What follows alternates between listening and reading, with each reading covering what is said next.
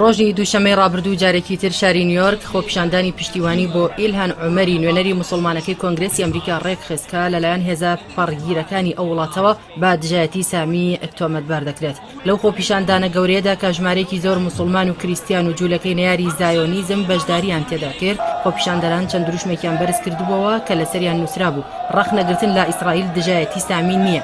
سوپاس ئیلهان بۆ هەوڵەکانت لە پێناوی جیهانێکدا کە دادگەری تێدا سەروەر بێت. نابۆ بێدەنگی بەرامبەر دیاردەی ئیسلامۆفۆبیا.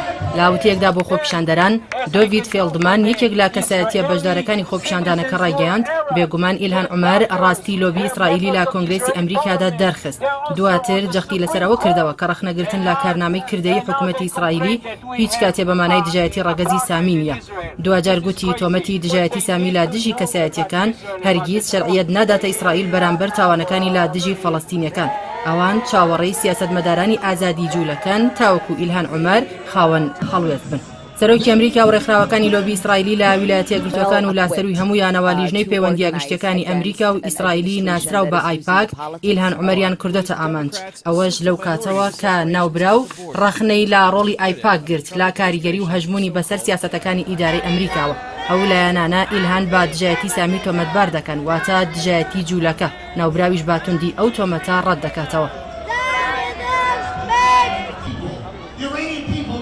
دوهەمین هێرشی ترامپ لە دژی ئیلهان عومەر لە نیسانی ڕابردوودا بوو دوای ئەوەی سەرۆکی ئەمریکا ڤیدیۆیەکی لەسەر هێرشەکانی 11 سێپتەمبەری 2001 بڵاو کردەوە و لە کۆتاییدا وتبووی هەرگیز ئەوە لەبیر ناکەین.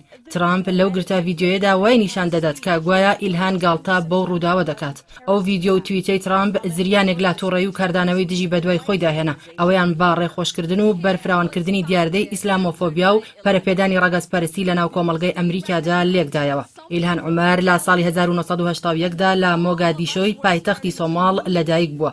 سیاسێکی ناوداری ویلایەتی مینیسۆتایە و لە ساڵی 2016دا لەسەر لیستی حیزبی دیموکرات وەکو ئەندامی ئەنجومەنی نوێنەرانی ئەو ویلایەتە هەڵبژێردرا.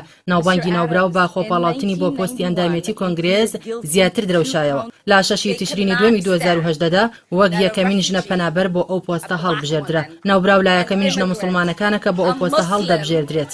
لەم خولەی کۆنگرێزدا ژنێکی تری موسڵمانی بەڕەگەز فەلەستینی بەناوی ڕەشیدە حەربی تولەیبیش ئەندامی کۆنگرێسی ویلایەتە یەکگرتووەکانە. To be truthful.